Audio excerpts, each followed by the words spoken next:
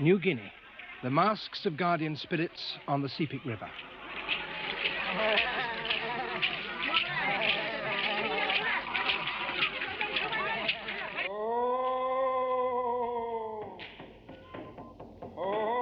British Columbia, the cannibal birds of the Kwagilth Indians.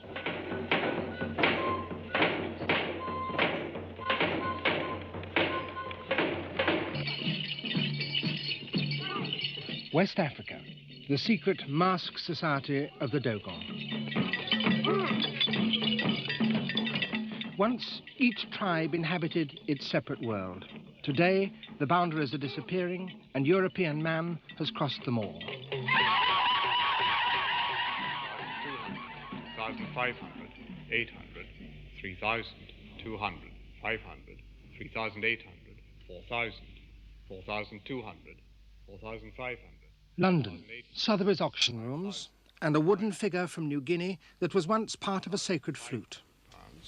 At £5,500. On my right then, at £5,500. It's a big, important sale. Dealers and collectors have come from all over Europe and America. On offer are traditional tribal sculptures made by Pacific Islanders, American Indians, and Africans. It's the first of Fang figures, lot 186. £1,000 bid, £1,000, 1,000, 1,100, 1,200, 1,300, 1,400, 1,500, £1,500, 1,600, 1,700, 1,800, 1,900, 2,000, £2,000 now, 200, 2,400, 600, 2,800, 3,000, 3,200, 400, 3,400 at 3,600, 3,800, 4,200.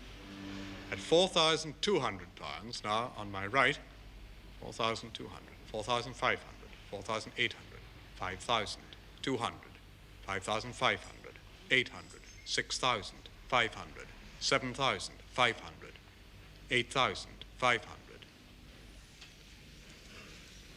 9,000, 500, 9,500, 10,000, 10,000 pounds.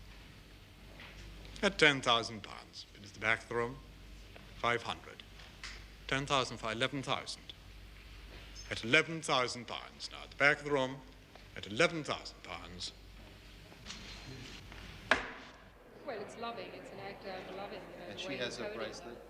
The objects sold at Sotheby's will go all over the world, though not one will go back to the people who actually created it. Some will go to wealthy museums, where they will be exhibited not as ethnographic curios, but as important works of art. And some will go to collectors like Lester Wunderman in New York. Over 20 years, he's assembled the most important private collection of Dogon sculpture in the world. For him, these alien objects have a greater fascination than anything produced in New York, America, or Europe. The first Dogon piece I ever saw stopped me in my tracks. I didn't even know who the Dogon were. And I had seen a lot of painting and seen a lot of art. And I came upon this little piece of carved wood. And it communicated to me in a way that nothing ever had before. And something, it must have taken some part of me, because I became insatiable to know who made it, who carved it, why did they carve it, how did they feel about it. And I began to study about the Dogon, and then I went there, of course. And then I began to look at Dogon sculpture everywhere. And I guess I've seen almost every piece that's available for seeing. And the connection was passionate from the very beginning. What appeals to me is not aesthetics as we understand aesthetics in our art, but the vitality of the sculpture. You can't look at one of these except that you realize that this really has a role in the life of the people and the society. It belongs to them. It comes out from them. What about that piece? Is that a particularly fine piece, do you think? Yeah, this is really unique and one of a kind. This, we know of no other Dogon piece exactly like this round body. And of course, these arms used to be complete, but as you can see, the head has been hollowed out by time. It's been eaten by termites, which has stopped now, but that's probably quite old. And the termites had been at it for a long time. Of course, we stopped that, preserve it by having it. In a way, it's one of the answers to people who say, why don't you leave the art in Africa? In the first place, I didn't find this in Africa. Secondly, I think had it stayed in Africa, it would be quite eaten up by now. The civilized world's appetite for the uncivilized world's art is ravenous. Its demands are even felt in Corrigo village, deep in the heart of New Guinea. These masks of guardian spirits, detached from their costumes of basketwork and leaves, are much sought after by collectors. An old one in the sale rooms might easily fetch £300 or £400 or even more. So traders have already been up to Corrigo, and the Corrigo sculptors are now starting for the first time to carve not just for their own use, but for sale.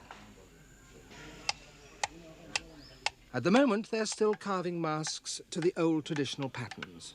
But already the shrewder among them are beginning to realize that they're working for an uncritical market. In the past, they carved for people who knew the meaning of every symbol, who appreciated the subtleties of the shapes distilled and refined over generations, and who could see when a piece was sloppily conceived or carelessly finished. But few traders can have comparable knowledge or insight. Most are concerned only with quantity. They'll buy all they can get. So why waste time on refinements that the customer can't appreciate? Today in the cult house at Corrigo, where once only half a dozen sacred masks were kept hidden away from prying eyes, 50 or 60 are laid out on the floor, awaiting prospective buyers.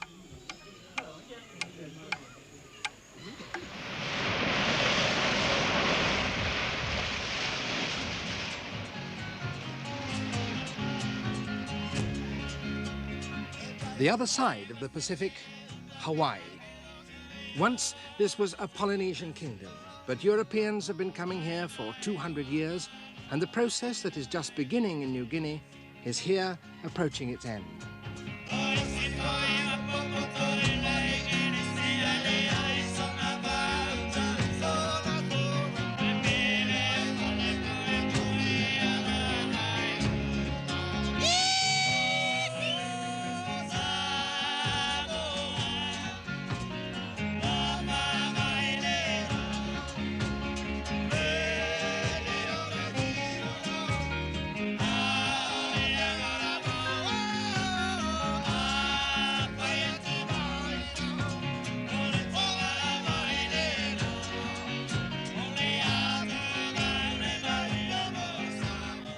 Mahalo nui lolo mai kai.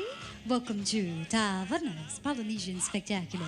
All the songs and dances of Polynesia that you witness tonight on stage have been carefully chosen and largely researched so that everything that is presented in the light that it was first seen. Hey, hey, ho! The announcer's claim is a bold one. Guitars and ukuleles didn't come to Polynesia until the 19th century. And the essence of Polynesian dances was originally poetry, to which the dance movements were simply an accompaniment. But poetry is boring to people who don't speak the language, so poetry has disappeared. This particular dance comes from Tahiti. You don't have to be a Polynesian expert to understand this message. But it's all that is left of a rich range of dances that the island once possessed. Some dignified and subtle, some witty, some aggressive and dramatic, all but this one ignored or lost.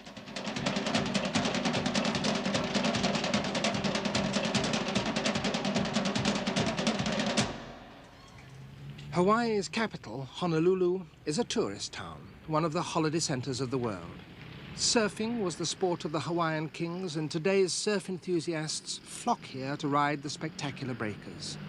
Others come to try and catch a glimpse of the Polynesian island paradise that lives in everyone's imagination. And there are plenty of people to cater for them. Hawaiian tiki charms, although tikis are Maori and have nothing to do with Hawaii. Mugs with the grinning fangs of a Hawaiian god, made not in Hawaii, but in the Philippines.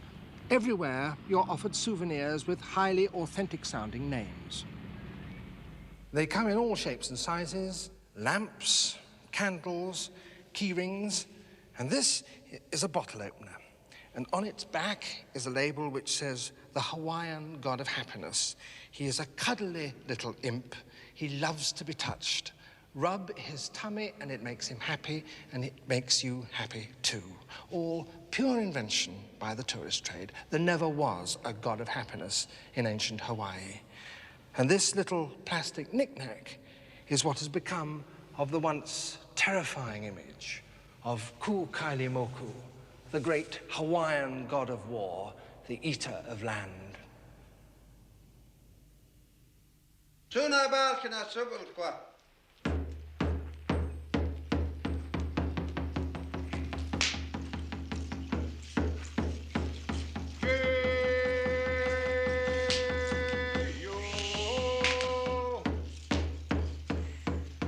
But in some places, people are fighting to preserve their traditions in as pure a form as possible.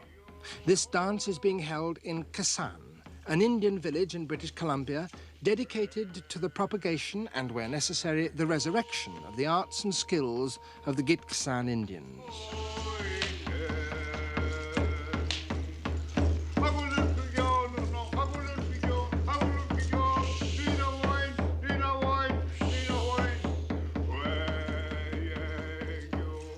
All kinds of skills are practiced at Kasan. The technique of weaving traditional blankets was totally forgotten. Kasan heard of an enthusiast in Oregon who had worked out how to do it by unraveling one. She gladly passed on her knowledge, and today blankets are once again being woven here. Walter Harris, once a building contractor, decided he wanted to carve. So he consulted an anthropologist who had studied museum pieces and worked out the principles of design intuitively followed by the old sculptors. Now he carves masks and poles which, while they're full of his own invention, still conform to the traditions of his tribe. I asked one of the group who founded Kasan, Polly Sargent, whether you needed to be an Indian to make good Indian sculpture. People are people. The only thing I do think is that the people have a special feeling for wood. They're good carpenters, 90% of them are good carpenters, and they understand how to handle wood. And of course that's what we have excelled in here, is the wood.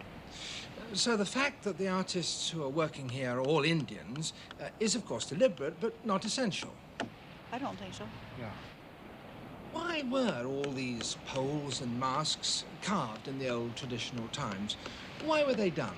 They were done so a great chief could say, this piece is mine, this land is mine.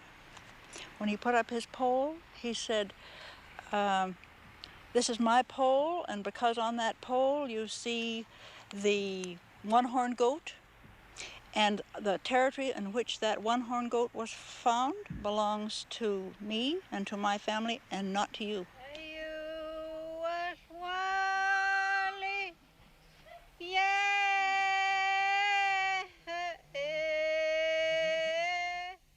Perhaps one of the reasons why Kasan has been so successful is that the things made here are bought not only by white visitors, but by the Indians themselves and used for their original purposes. Old people draw solace from hearing once more the chants of their youth. And the young see in the old dramas a way of recovering their pride in being Indians, a chance of stating their identity in the face of the ways of the whites that threaten to swamp them.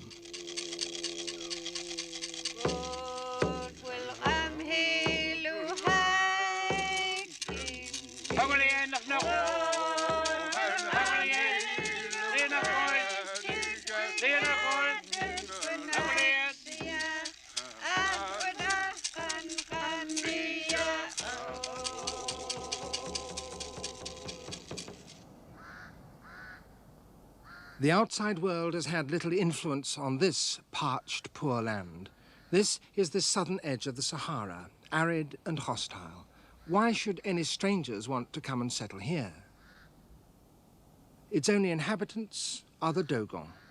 Most of their villages are far beyond the reach of roads. They're built entirely of mud, each rectangular flat-roofed house accompanied by a thatched granary. The fact that their sculpture, like their buildings, has remained largely unaffected by the world beyond has made it of particular fascination, and it was to study the art that anthropologist Hans Guggenheim first came here. But he soon became deeply concerned with the problem that dominates the Dogon, drought. The spot where we are standing now is filled with water at one time of the year. It is inundated, because when we say that there is no water here, what we mean is that the water that comes down during the rainy season in huge downpourings disappears after a very, very short time.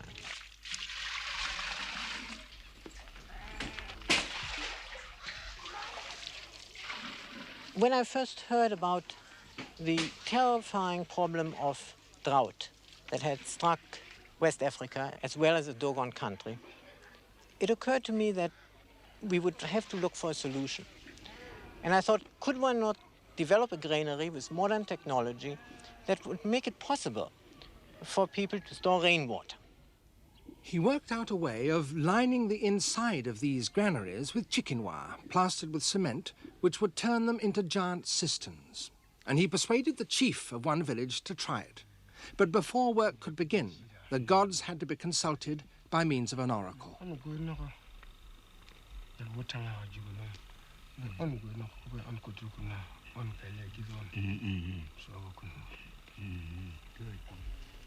An elaborate grid was drawn in the sand, full of symbolic patterns. During the night, a fox had trotted over it, attracted by small pieces of bait. If his foot had trodden on certain symbols, it could mean that it would be disastrous to start building a water granary.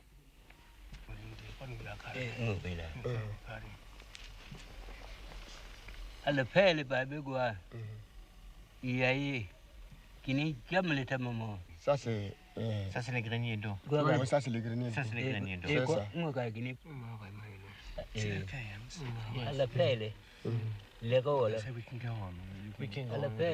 Happily, all is well. Custom also demands a sacrifice before the building begins. If such traditions are neglected, the people would certainly have no confidence in the project. Indeed, the builders might not dare to start work for fear of the consequences.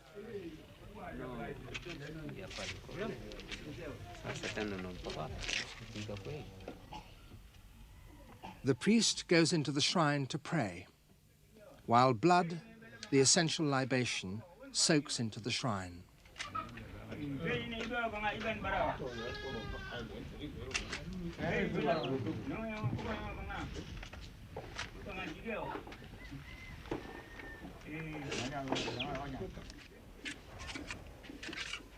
So the experimental water granary was built.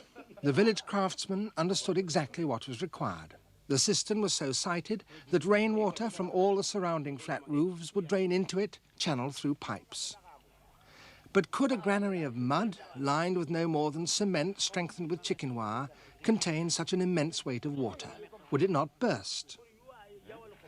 Hans Guggenheim's American experts had assured him that it would hold, but there was still a lot of doubt.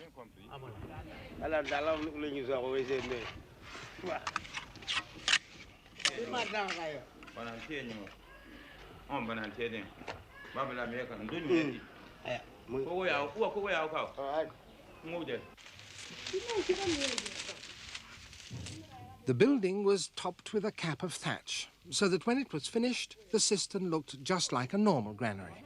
And that was particularly important to Hans Guggenheim. I call this an invisible technology because I wanted to make sure that these granaries would not interrupt the beautiful flow of architecture that we find in Dogon villages. All their life revolves around the granary, their daily activities, their work in the fields, their collecting of millet. If the granary isn't filled with grain, the people starve. And so naturally they try to beautify it and to emphasize the place where grain goes in and where grain goes out. And that is why we have these beautiful Dogon doors that have been carved over centuries. Many of them have been bought up by tourists and foreigners who've come, by collectors, and are now in the museums. Yeah. But they still try to maintain the tradition. They still attempt to carve locks and to give meaning to these buildings. Mm. And so I felt that it would be important to also have a door carved for this particular granary and for all the granaries, water granaries, that will be built subsequently.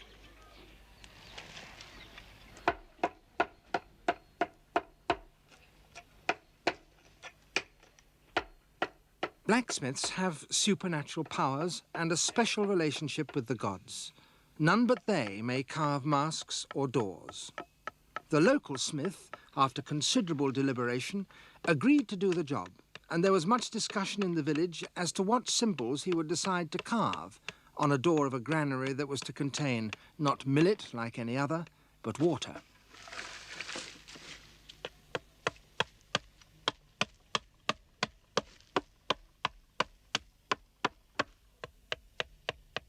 Hans Guggenheim believed that this one door could be of great importance to his project. A new technology with potentially huge benefits can, in fact, seriously damage a complex society like the Dogons. If it does violence to the people's view of the universe, if it seems to flout the decrees of the gods, it may either be totally rejected or, if forced upon them, undermine the people's faith and upset their society. Just as he knew it to be essential that the correct consultations and sacrifices were made before work started, so he believed it invaluable for the whole work to be concluded with a piece of carving by the blacksmith.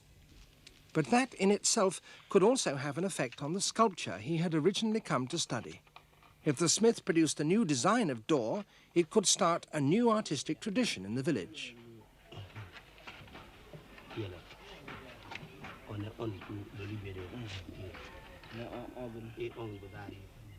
And it was a new kind of door. Beneath the line of ancestor figures which traditionally stand guard on doors made in this particular village, he had introduced a new element, a frieze that told how this first ever water granary came to be built, how a goat and 2 chickens were taken to the shrine and there sacrificed, and how the fox had trotted over the sand oracle and foretold success.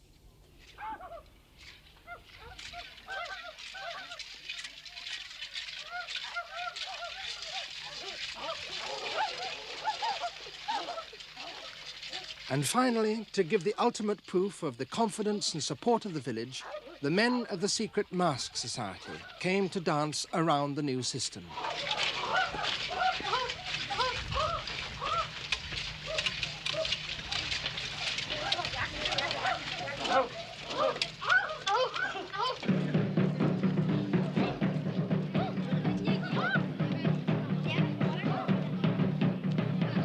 Three months later, the rains came again. The cistern filled to the brim and held. It could be the beginning of a change that could transform their lives, give new impetus to their art, and yet not weaken the traditional structure of their society.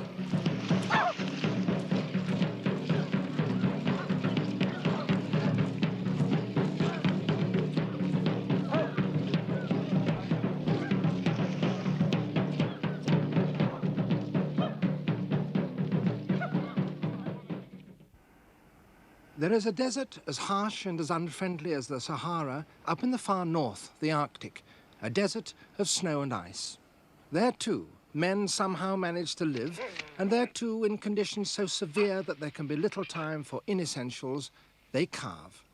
Since they had to carry all their belongings with them on their long journeys over the ice, it's not surprising that their sculptures traditionally were very small.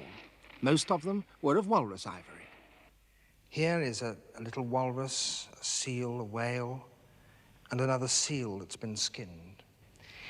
But tiny though they are, their form is extremely subtle, and perhaps that comes from the fact that the Eskimos' eyes must be miraculously attuned to the very tiniest variation in shape amongst the ice floes that might betray the presence of a polar bear or a seal that they're hunting. Most are clearly functional. This is an adze, engraved and carved with a mysterious face. And here another one with the figure of a snow owl and two strange figures crouching above it. It seems almost certain that carvings of this kind had some sort of magical purpose. This is a spear straightener in the form of a crouching caribou, and on it engraved lines of caribous and hunters. But some are much more mysterious. These are swimming geese, perhaps, but then some have human faces. And here is a strange seal figure. Perhaps these were counters in some game, or maybe they were part of the apparatus of a magician. Whatever they are, they're part of a tradition which stretches back unbroken for 2,000 years. But then, in the 1950s, things changed. Suddenly, the Eskimos began to carve large, heavy pieces out of stone. And this was the man who brought about that change, Jim Houston. In 1948, a young Canadian artist who was on his first visit to the Arctic, traveling and painting among the Eskimos. I made a drawing of a person, and the man indicated to me that he wanted it in the Eskimo language, which I did not speak at that time. And so I very reluctantly tore out that page of drawing and gave it to him. And a little while later, he came and opened his hand, and he revealed to me a small caribou, a little stone carving of a caribou with inset ivory eyes, just about that long. But I was absolutely shocked. I mean, it seemed to me to have exactly the feeling of all the ancient things. It had the best qualities of primitivity in it. Later on, that man's name was Naomi Alec, and later on he showed me two others he offered me in exchange for some drawings. And so at that instant I felt, if this is real, if this can go on, unless he's some special kind of genius that I'm unlike other people, there is some sort of a great possibility here. Something could be revealed. And the thrilling part was that this is 1948. I'm not looking at a carving found out of the ground from 3,000 years ago. I'm looking at something made by a man this minute. That's the exciting thing. A few years later, Eskimos all over the Canadian Arctic were carving. Jim Houston had found for them a new source of income that they desperately needed as they progressively abandoned their old, harsh, wandering life and settled down in villages on the coast. There was nothing like enough walrus ivory to meet the new demand, and the sculptors were forced to use stone and then washed-up bones of whales. Planes flying between the lonely settlements collected the sculptures in ever-increasing quantities and brought them down to this vast warehouse near Ottawa. Here, dealers come to select pieces for the galleries that have sprung up in hundreds in the cities of North America and beyond, some of them selling nothing but Eskimo sculpture. The sheer quantity of the carvings is numbing, the variety of styles enormous. For Houston, the sight is a thrilling one, for it certainly represents a great deal of money that will be flowing back up north. Less certain, perhaps, is the artistic quality of the work. In all this welter of things, some good, some bad, certain things leap out at you, it seems to me. Here's a whale, a white whale, Killalok, they call it. And it seems to me notable because it has the essence of what he seems to suggest. You see the sort of fatness and the weight of the whale. You see a driving movement, and even the stone, which is a soft green jadeite, has a sort of watery significance to it. You see the shine on his spine and so on. He carves it all around. He keeps after the details. He thinks of the thing in the round. It's a round object. He doesn't just think of it as a thing to set down, and so one view is not important. It's the whole total animal is important. I don't care for that very much. Personally, I would love to cut that off, but this seems to have such a virtue in it. It starts off, it seems to orient itself right here, and in this case, the man has decorated the stone in a rather old way by engraving it and cutting into it, but he gets a great sense of driving from the center. Well, now, the mere fact that you said you would cut that off, might not the chap up in Cape Dorset or whatever say to the man who's carving this, if I were you, I'd cut that off? And wouldn't that be the European telling the Eskimo what to carve? Yes, it would. But the man up north is almost in every case not a man, an art man at all. He probably wouldn't. The danger may be that he said, "Would you put that on?" Well, exactly. But I mean, the mere Right. fact that he says anything might mean that the Europeans are changing the way the Eskimos carve. Yes, I think that's true to some extent. That change, in some people's eyes, has been very much for the worse. An anthropologist who knows the Eskimo well, Edmund Carpenter, is very critical of the outsiders who have fostered Eskimo art. They encouraged the Eskimos to make scenes from the past. When the rifle was already in use, now they were showing harpoons in use. And often you'd find that the Eskimos would copy things from catalogs, from mail-order catalogs, and the Canadian government would have to destroy these objects because they didn't want people to feel that this wasn't a native craft, a native art form deeply rooted in belief. Well, of course, it wasn't. This is a carving that interests me tremendously. This is a shamanistic piece, a big vertebrae of a white whale. Here we see the devil's foot with very pointed claws, unlike a human foot. Everything is in balance and yet sort of out of balance. You see this hand, remarkable. Do you see these faces? The pair of them beautifully and magically in balance. And the keynote of the thing is magic. And that looks, is that a truly traditional... Absolutely. Mermaid? The one who waves her arms when the kayakman sees her, he beckons to her and says, "Kylie, Kylie, Kylie," and she answers to him. She's very old in Eskimo mythology and very important, the sea goddess.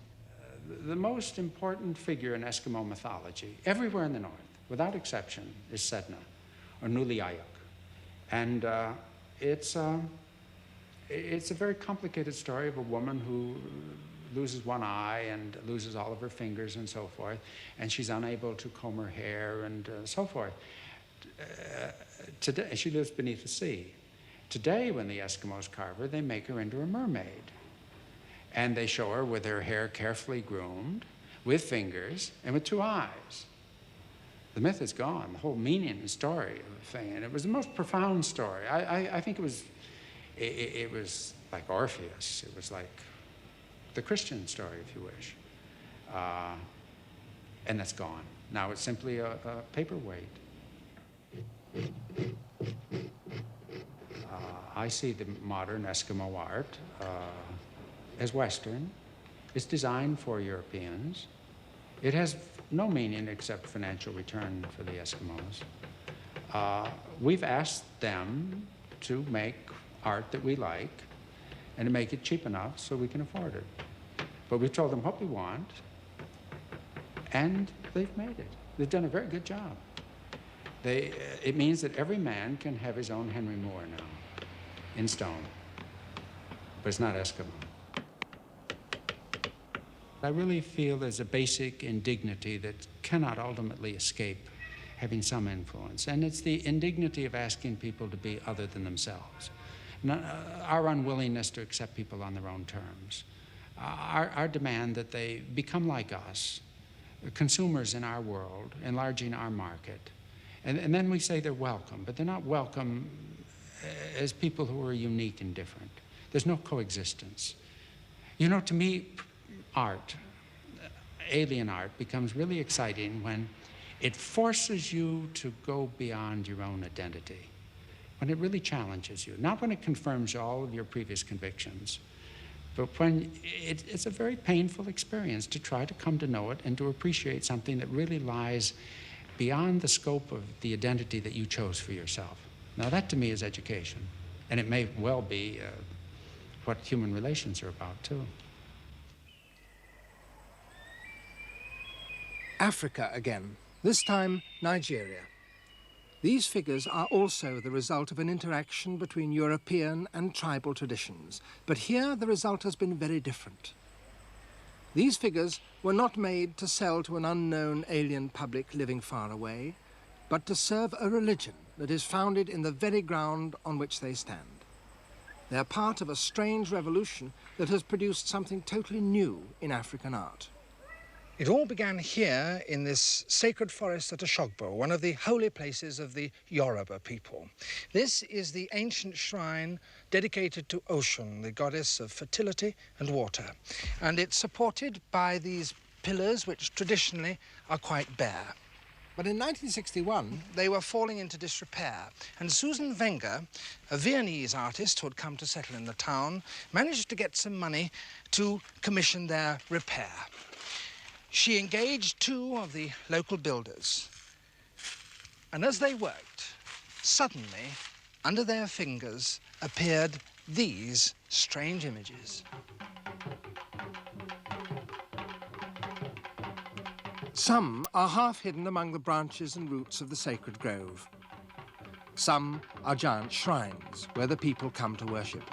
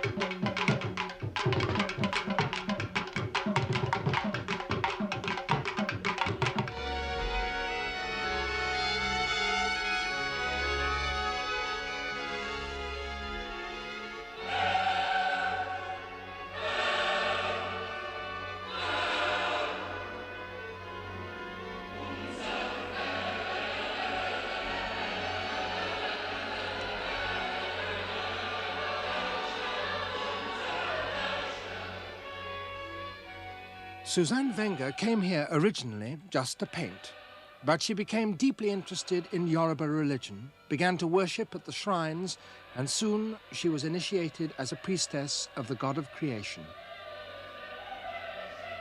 In her studio, she works mostly in batik, a method of painting on cloth with molten wax and colored dyes that originally was developed in the Far East and which she had learned in Vienna.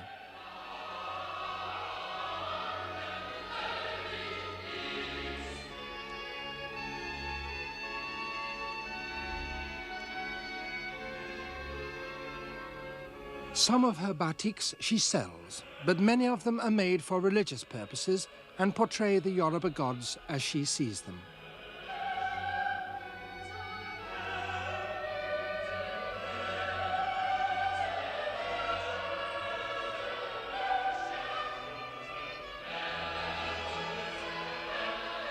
Working with her are other Yoruba artists.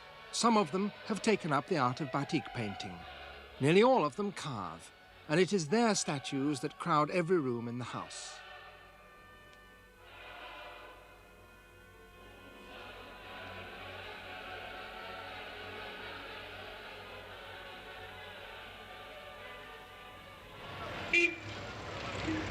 Oshogbo, where she lives, is a small town in the center of Nigeria.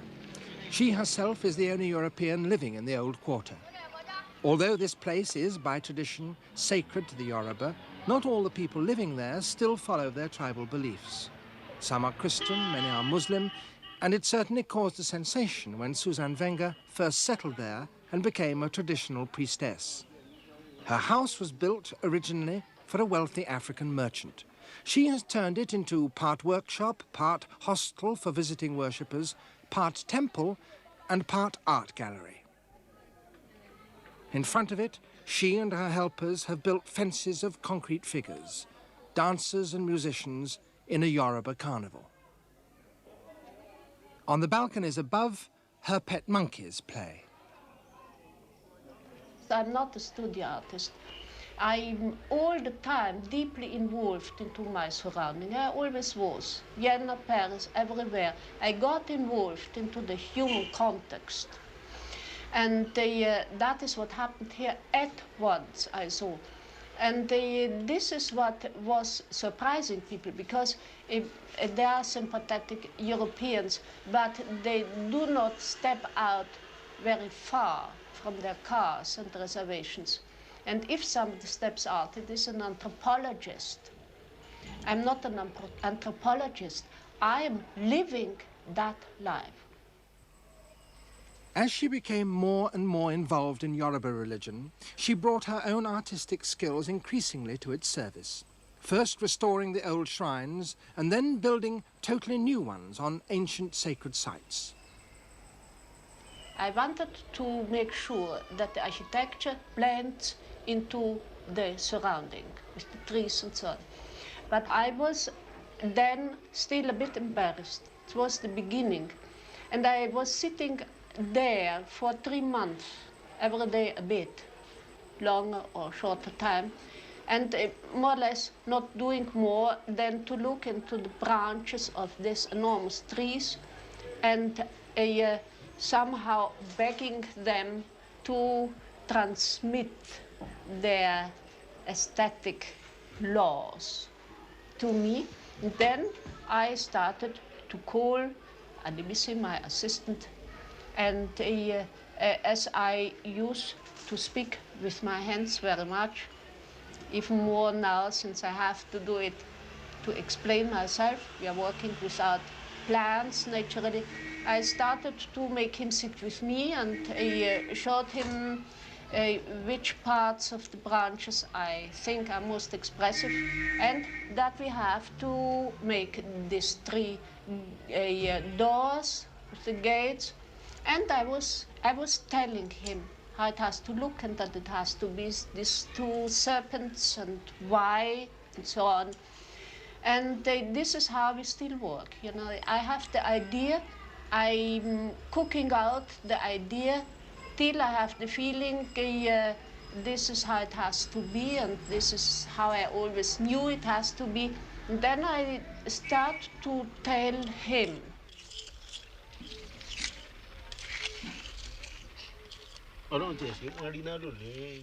Work is unceasing. Historic sites are being marked with ever more complex sculptures. This one represents the chameleon which appeared at the dawn of creation and gingerly stepped down onto the newly made earth to see if it was cool enough for the gods to walk upon.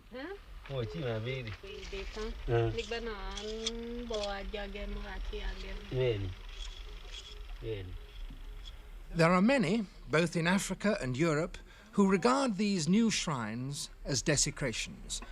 The sites are, after all, historic and sacred to the Yoruba, and there is a living artistic tradition flourishing all over Yoruba land that has produced some of the most splendid and noble sculptures in all Africa.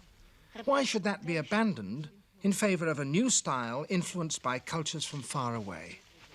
Suzanne Wenger's view is that continuity of tradition is less important than religious commitment, and that she certainly has. This is the place for Egbe. That is the Heavenly Society. Every section of the shrine is for a certain section of the religion. Egbe is the Heavenly Society. It is the other parts of your soul which are not in the moment living on earth.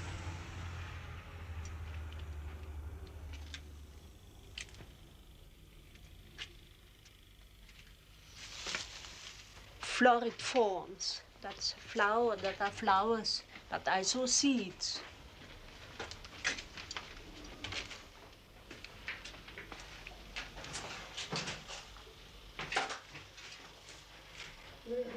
That is now the story house. That are the steps, and is supported with the tree. The inside is tree. You will see it then there. But it's also like a snail, because the snail is the symbol of beginning, like DNA, you know.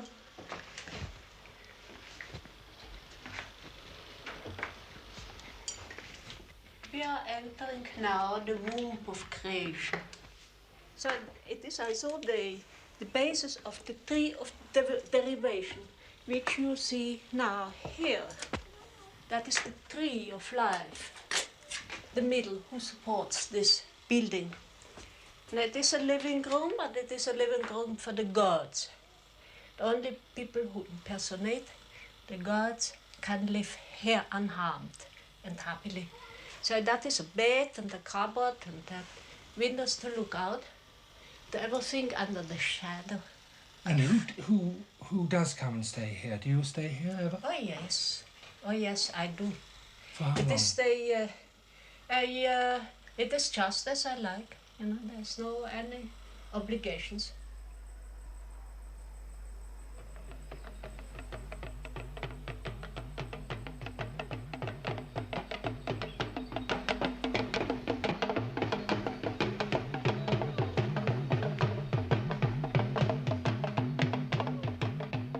To some European eyes, Suzanne Wenger's strange amalgam of Western styles and African myths may seem to be without meaning or value.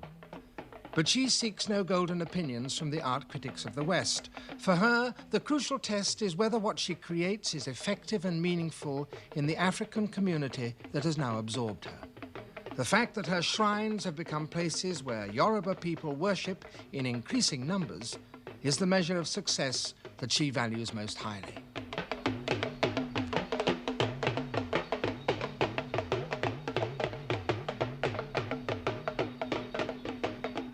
For Suzanne Wenger and the Yoruba, the driving force of art is religion. A great drummer is fine because he speaks with the voice of the gods. A sculptor carves well because he has a true vision of the divinity. And in that they're at one with tribal communities all over the world. People of the West, having imposed their ways of life on so much of the rest of humanity, now find their old faiths dying. Perhaps that is one reason why they find the fervent images created by tribal artists so compelling. For it's through them that they can still glimpse other faiths, other worlds, other ways of being human.